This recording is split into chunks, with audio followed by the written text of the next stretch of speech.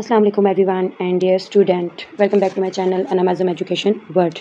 In this video we are going to learn pronouns and its kinds, that is personal pronoun, reflexive pronoun, possessive pronouns, interrogative pronouns, relative pronouns, demonstrative pronouns, indefinite pronouns and last reciprocal pronouns.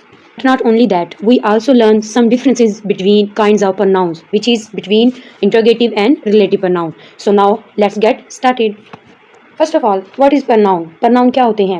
A pronoun is a word that used in place of a noun in the sentence. Pronouns वो अल्फाज होते हैं, वो words होते हैं जो कि noun की जगह पर एक जुमले के अंदर, सेंटेंस के अंदर इस्तेमाल किए जाते हैं. For example, Ali is a boy. Ali एक लड़का है. अब यहाँ पे अली कौन है? वो नाउन है. अगर मैं इस नाउन की जगह इसका प्रनाउन यूज़ करूँ तो वो होगा ही इज़ प्लेइंग. अब यहाँ पे बात किसकी हो रही है? उस बॉय की, लड़के की बात हो रही है कि वो लड़का है और वो क्या कर रहा है? वो खेल रहा है. तो यहाँ पे he is use instead of repeating Ali. Ali को बार बार रिपीट करने की जगह हमने उसका प्रोनाउन यूज़ किया जो कि है ही. Next, table is dirty. अब ये टेबल क्या है? नाउन है. उसकी जगह क्या यूज़ किया? It is dirty. Alia is very beautiful. Alia बहुत खूबसूरत है. तो आलिया का प्रोनाउन क्या यूज़ किया? She is very beautiful. Ali and Akbar are brothers. Ali और अकबर दोनों भाई हैं. They are brothers. यानी प्लूरल थिंग्स आएंगे तो उसको दे में चेंज करना है. ये होते हैं जी pronouns. Now let's move to the kinds of pronouns. How many types of pronouns? There are main 8 types of pronoun. The very first kind of pronoun is personal pronoun. अब इनको पर्सनल प्रोनाउन क्यों कहते हैं? Because it is use for 3 person. First person, second person and third person. First person, the person who talks, यानी I और we. वो बंदा जो बात कर रहा होता है, यानी वो मैं भी हो सकता हूँ, जैसे आई मैं आपसे बात कर रही हूँ. वी यानी वो हम भी हो सकते हैं, हम भी किसी से बात कर रहे होते हैं, हम बात करने वाले होते हैं. सेकंड पर्सन होता है जी यू. और सिंगुलर और प्लूरल में यू ही उसको बोला जाता है. The person with whom first person talk, यानी वो वाला बंदा जिससे फर्स्ट पर्सन बात कर रहा होता है. ठीक है जी, वो एक भी हो सकते हैं, वो ज्यादा भी हो सकते हैं. Third person, the person about हुम टॉक्स विद सेकंड पर्सन. और वो कौन होते हैं? ही शी इट दे. यानी वो बंदा जिसके बारे में फर्स्ट पर्सन और सेकंड पर्सन मिलके बात कर रहे होते हैं. वो तीसरा बंदा जिसके बारे में वो दोनों बात कर रहे होते हैं. क्लियर है? फॉर एग्जाम्पल, अब एक एग्जाम्पल से इसको देखते हैं. They are my friend. अब ये एक सेंटेंस मैंने राइट किया है. ये किसकी बात कर रहे हैं? कौन कर रहा है? तो इसको देखते हैं. They are my friends.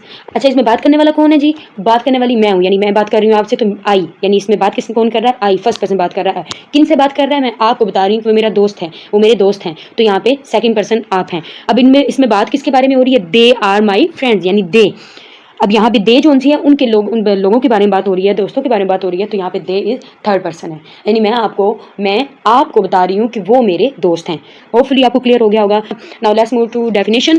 Definition is I, we, you, he, she, it, they are called personal pronoun. यानी इन तीनों पर्सन्स को हम पर्सनल प्रोनाउंस कहते हैं.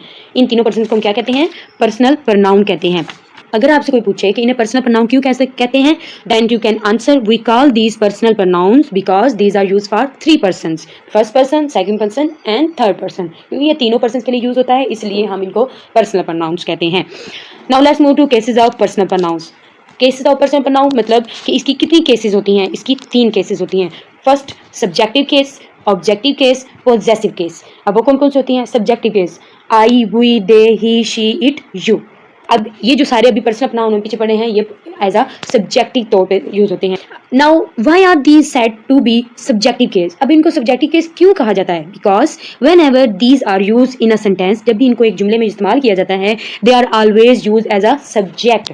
जब भी आप किसी सेंटेंस के अंदर हम इनको इस्तेमाल करेंगे तो ये किसके तौर पे आएंगे? ये एज अ सब्जेक्ट यूज होंगे. ठीक है, आप लोगों को सब्जेक्ट, वर्ब, ऑब्जेक्ट का पता है ना कि कोई भी sentence subject, verb and object के बगैर कंप्लीट नहीं होता. तो ये जो सब्जेक्टिव केस है पर्सनल प्रोनाउन की, ये हमेशा किस फॉर्म में आएगी? ये सब्जेक्टिव फॉर्म में आएगी. For example, I go to school, यानी मैं स्कूल गया.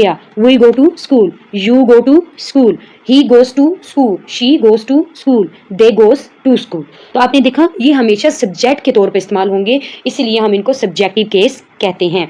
अब इनकी ऑब्जेक्टिव हालत भी होती है. जब हम इनको एंड पे यानी लास्ट में इस्तेमाल करते हैं तो ये as a objective case use होते हैं. फॉर एग्जाम्पल कैसे? आई क्या हो जाएगा? मी. वी क्या हो जाएगा? Us. They, them, he, him, she, her, it और यू ही रहेगा. ठीक है. For example, I went with Ali. अब यहाँ पे कुछ एग्जाम्पल से देखते हैं. आई वेंट विद अली, मैं अली के साथ गई. ठीक है. अब यहाँ पे फर्स्ट सब्जेक्टिव कौन है? आई. यानी यहाँ पे आई जो सा वो पर्सनल प्रोनाउन है, लेकिन यहाँ पे वो इस्तेमाल किस तौर पे हो रहा है? वो एज अ सब्जेक्टिव इस्तेमाल हो रहा है. और यहाँ पे नाउन अली है. जब हम इनकी जगह रिप्लेस कर देंगे, चेंज कर देंगे, अगर मैं नाउन अली को सब्जेक्ट में और आई को ऑब्जेक्ट में ले जाऊं तो ये क्या बोलेंगे हम इसको? क्या बनेगा? अली वेंट विद मी, यानी आई किस में चेंज हो गया? मी में. इसी तरह नेक्स्ट एग्जाम्पल देखते हैं. They went with Ali.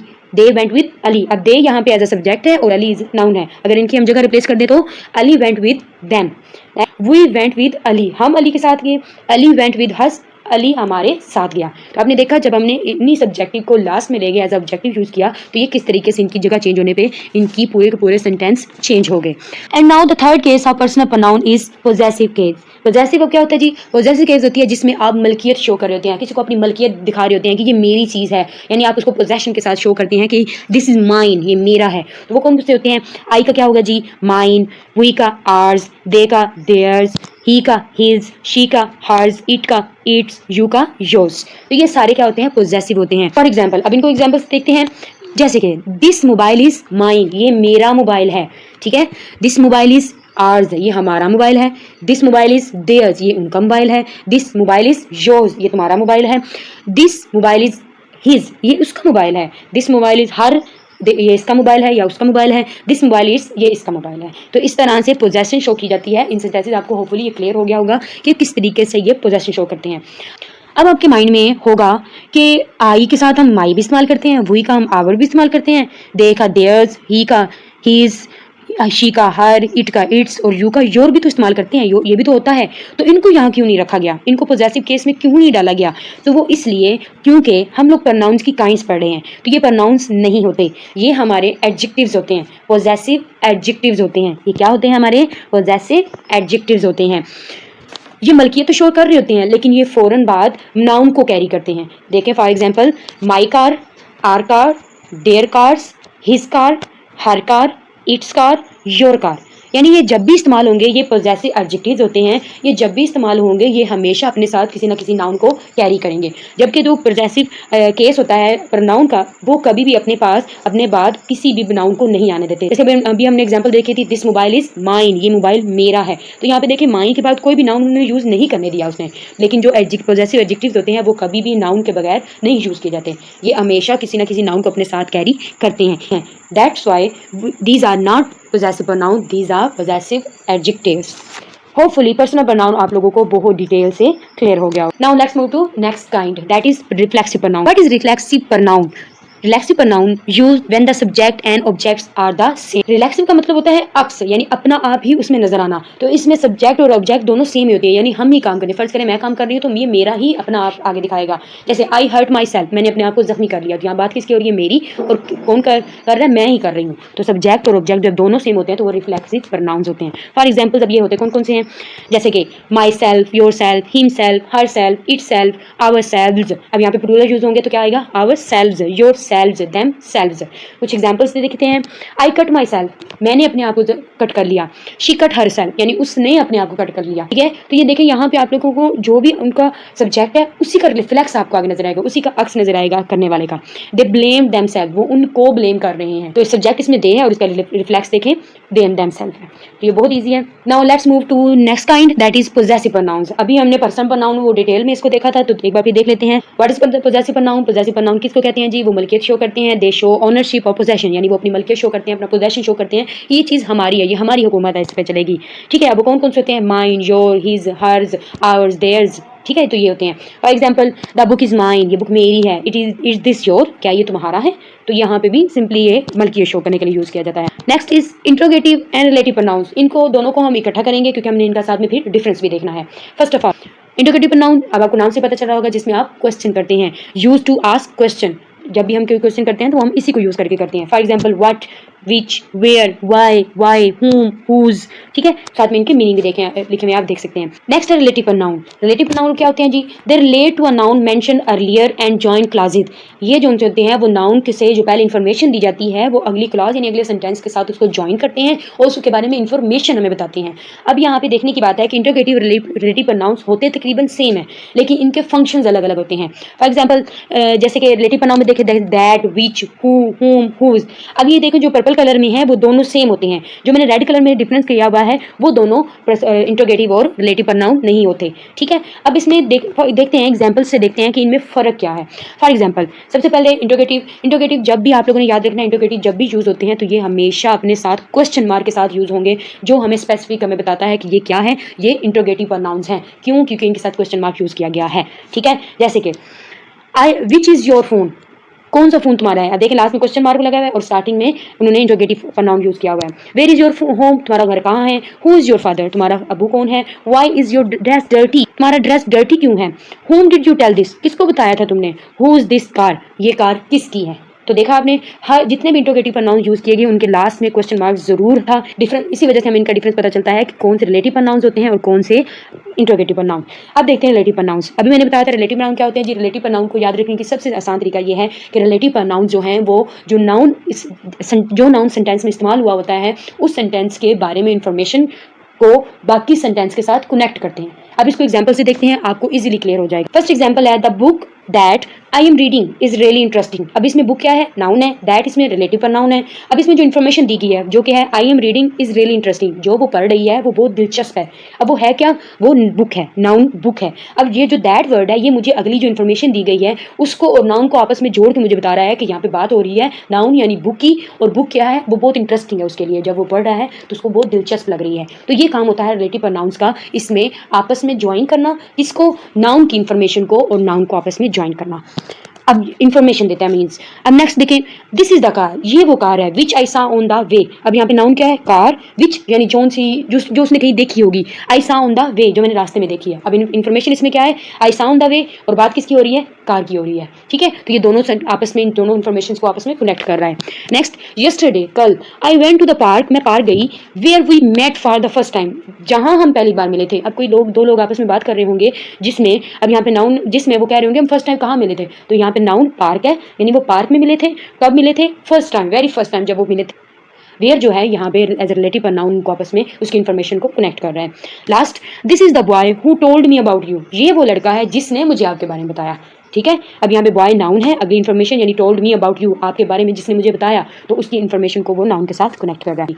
Now let's move to our next kind, that is demonstrative pronouns. Demonstrative यानी इशारा करना, किसी की तरफ पॉइंट करना। जैसे कि use two point out specific things, यानी किसी खास चीज़ की तरफ आप पॉइंट करते हैं, आप इशारा करते हैं। Like people, place, things and animals, वो कोई भी चीज़ हो सकती है, जैसे लोग हो सकते हैं, जगह हो सकती है, चीज़ें हो सकती हैं और जानवर हो सकते हैं। फॉर एग्जाम्पल्स, अब इनके सिर्फ 4 वर्ड यूज होते हैं, दिस, दैट, दीज, दूज। जब भी कोई करीब चीज़ होगी, नियर होगी, अगर एक है तो दिस, अगर ज़्यादा है तो दीज। अगर कोई चीज़ फार है यानी दूर है तो उसके लिए हम यूज़ करेंगे दैट और दूज। एग्जाम्पल्स देखते हैं, दिस इज माई पेन, ये मेरा पेन है, तो अब यहाँ पे दिस जो है डिमोन्स्ट्रेटिव प्रोनाउन है। दूज आर योर शूज, वो तुम्हारे शूज हैं। दैट इज कार, वो कार है। दूज आर कार्स, वो कारें हैं। तो आपने देखा यहाँ पे सिर्फ पॉइंट किया गया है इशारा करने के लिए। जब आपने किसी से प्रोनाउन यूज करना है तो हम ये वाले प्रोनाउंस यूज करते हैं। Let's move to next kind, that is indefinite pronouns. Indefinite pronouns they refer to non specific people और थिंग्स। इंडेफिनिट बोलते हैं नामालूम, अननोन, यानी जिसके बारे में आपको कुछ भी पता नहीं है, या आपको उसका नाम नहीं पता। कोई जगह है तो उसकी जगह का नाम नहीं पता, चीज़ है तो आपको उसके बारे में कोई इन्फॉर्मेशन है ही नहीं, या फिर आपको पता है लेकिन आप जानबूझ के उसकी इन्फॉर्मेशन या फिर उसके बारे में नहीं बताना चाहते। तो जब भी इस तरह की कोई सिचुएशन हो और अगर हमने उसके नाम की जगह कोई और अल्फाज इस्तेमाल करने हो, तो वो अल्फाज जो होते हैं, जो वर्ड्स होते हैं, वो हमेशा इंडेफिनिट प्रोनाउंस के होते हैं, जो कि हैं someone, anyone, everybody, none, many, few, all, some. इनको यूज करके हम उनके सेंटेंस या उनकी इन्फॉर्मेशन को कंप्लीट करेंगे। Let's move to examples. कुछ एग्जाम्पल से देखते हैं कि ये कैसे यूज होंगे। In the state of unknown person we use, भी हमें कोई पर्सन के बारे में नहीं पता होगा तो हम उनके लिए क्या यूज करेंगे, जैसे कि everyone, everybody, anyone, everybody, anybody, someone, somebody. ठीक है। In the state of unknown places we used everywhere, anywhere, somewhere. In the state of unknown things we use everything, anything, something. यानी जब हमें इन तीनों पर्सन में, प्लेस में या things के चीज़ों के नाम नहीं पता तो हम उनके लिए कौन कौन से प्रोनाउन यूज करेंगे, ये वाले प्रोनाउन यूज करेंगे। एग्जाम्पल्स देखते हैं। Everybody must eat, drink and breathe, यानी हर कोई जरूर खाता भी है, पीता भी है और सांस भी लेता है। अब यहाँ पे नहीं पता कि ये बात किसके बारे में की जा रही है, तो इसलिए हमने क्या यूज़ किया, everyone. I do not like everything, मुझे हर चीज़ बुरी नहीं लगती या फिर हर चीज़ पसंद नहीं आती। अब यहाँ पे आई देखिए मैं हूँ, अब मुझे बात में किस चीज़ के बारे में कर रही हूँ, लेकिन मैंने वो नहीं बता रही है, मुझे पता नहीं है, तो मैंने क्या यूज़ किया, everything. Anyone can do it, हर कोई कर सकता है, तो यहाँ पे भी देखें एनीवन कोई पर्सन की बात हो रही है तो anyone can do it. Next, someone is singing my favourite song, यानी उसने कोई सॉन्ग की साउंड सुनी है कहीं से, तो उसने पता नहीं है कि वो कौन गा रहा है, तो उसने कहा क्या, समवन, यानी कोई ना कोई या कहीं दूर से आवाज आ रही है, someone is singing my favourite song. Now let's move to our last kind that is reciprocal pronouns. Reciprocal pronoun use to show mutual action और रिलेशनशिप। यानी ये जो प्रोनाउंस होते हैं ये दो या दो से ज्यादा सब्जेक्ट का मिला हुआ मुश्तरका काम दिखाते हैं। इनका एक दूसरे पर रद्द अमल भी होते हैं और ये सिर्फ और सिर्फ दो होते हैं, यानी ईच अदर और वन एंड ईच अदर, और इन दोनों का मीनिंग भी एक होता है। लेकिन इंग्लिश में इनके मीनिंग और फंक्शन में डिफरेंस होता है, और वो कौन सा होता है? For example, they like each other, they like each other, वो एक दूसरे को पसंद करते हैं। अब यहाँ पे बात किनकी हो रही है? दो लोगों की बात हो रही है, यानी दो लोग आपस में एक दूसरे को पसंद करते हैं, तो हमने उनके लिए क्या यूज किया? Each other. लेकिन यही बात अगर हम बोलें they like one and each other, यानी वो सब एक दूसरे को पसंद करते हैं, तो यहाँ पे देखिए जब ज्यादा लोग हैं, दो या दो से ज्यादा लोगों की हम बात करेंगे तो हम क्या यूज करेंगे? One other. लेकिन जब हम दो लोगों की बात कर रहे होंगे तो हम यूज करेंगे ईच अदर। ठीक है, तो ये सिंपली सा डिफरेंस है इसमें कि जब भी हमने दो लोगों की बात करनी है, दो, तो हम क्या यूज करेंगे? Each other. और हमने वही वाली बात अगर हमने ज्यादा लोगों की बात करनी, ज्यादा लोगों के बारे में बात करनी है, तो हम वन अदर यूज करेंगे। For example, next, they were looking for one other in the jungle, यानी वो सब एक दूसरे को जंगल में ढूंढ रहे हैं। Next, they were looking for each other in the jungle. Sentence देखे सेम है, लेकिन वहां पे वन अदर यानी वो सब एक दूसरे को, यानी कुछ ज्यादा लोग होंगे जो एक दूसरे को देख रहे हैं, जो ढूंढ रहे होंगे, और लेकिन सेकंड सेंटेंस में देखे each other, they were looking for each other, कि वो एक दूसरे को वहां जंगल में देख रहे हैं। ठीक है, तो रेसिप्रोकल्स दो होते हैं, दोनों का मीनिंग सेम होता है, लेकिन दोनों के फंक्शन अलग अलग होते हैं। ये दो या दो से ज्यादा लोगों के मुश्तरका यानी एक जैसे काम को शो करते हैं। ठीक है, that's all for today. Hopefully you like my videos and it's useful for you. If you like this, please share and subscribe. See you in next lesson. Allah Hafiz.